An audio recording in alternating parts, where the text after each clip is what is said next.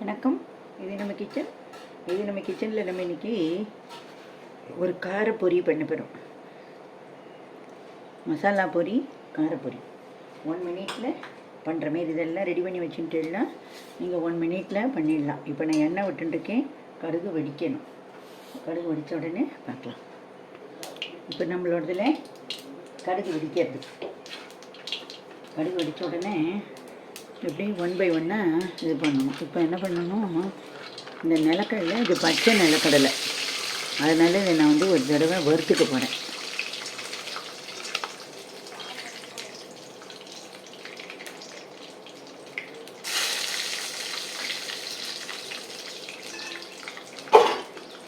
இது கூட பொட்டுக்கடலையும் போட்டு நோடுறேன். அடுப்பை மீடியம் ஃப்ளேமில் வச்சு வறுக்கிறேன். சிம்மில் ஆக்கிட்டேன். அடுப்பை ஆக்கிட்டு இப்போ எல்லாம் கொஞ்சம் பொட்டுக்கடலை, பெருங்காய பவுடர், அதுக்கப்புறம் இதுலேயே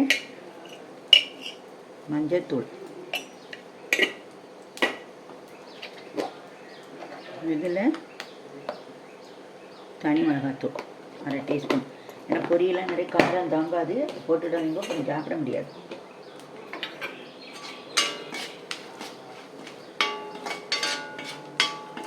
நல்லா வறுபடணும், அவ்வளோதான். இது நல்லா வறுபட்டு விட்டு நான் ஒரே ஒரு டீஸ்பூன் அளவுக்கு சர்க்கரை, இந்த சர்க்கரையை நைஸாக நீங்கள் பவுடர் கூட பண்ணி வச்சு விடலாம்.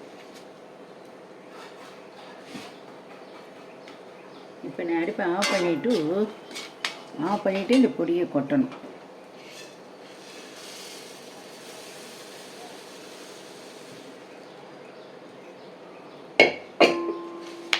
ஆஃப் பண்ணிட்டுன்ட்டு ஒரே ஒரு நிமிடம் இது நல்லா பெரட்டணும்.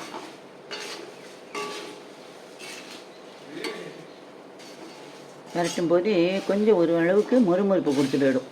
அவ்வளோதான். இதை நான் அடுப்பை ஆஃப் பண்ணிவிட்டு ஒரு இடத்துக்கு மாற்றிடுறேன். நான்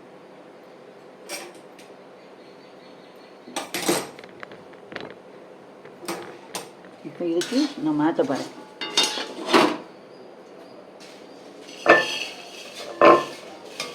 எல்லாம் இதோடு திரண்டு வந்துடும். நம்ம போட்ட நிலக்கடலை, பொட்டுக்கடலை,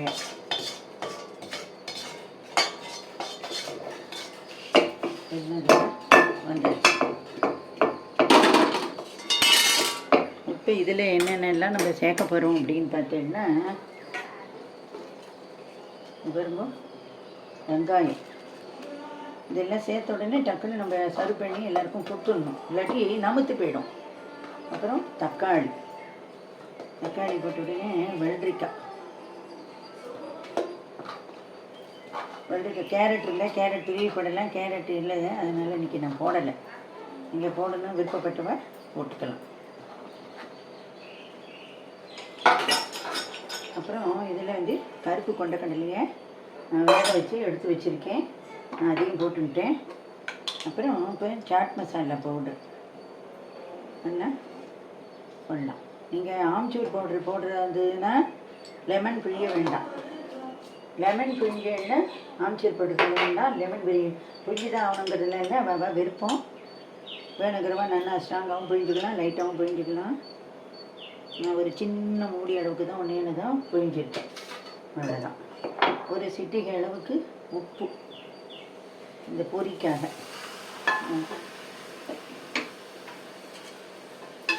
இப்போ இதை நல்லா வெளியே மிக்ஸ் பண்ணிடுங்க. மிக்ஸ் பண்ணிவிட்டு சர்வ் பண்ணிடுங்க. இதேமாதிரி நீங்களும் பண்ணுங்க. 1 மினிட்டில் எல்லாத்தையும் வாங்கி ரெடி பண்ணி வச்சுன்னு குழந்தைகளுக்கு கொடுக்கலாம். இதுலேயும் நிறைய டிப்ஸு சொல்லுவேன். பாத்தில் காரா பூந்தி, மிக்சர், ஓமப்பொடி இந்த மாதிரிலாம் பண்ணி வச்சுருந்தேன்னா எல்லாத்துலேயும் கொஞ்சம் கொஞ்சம் தூவி எல்லா குழந்தைகளுக்கெலாம் கொடுக்கலாம். எல்லோரும் விரும்பி சாப்பிடுவா. நன்றி, வணக்கம்.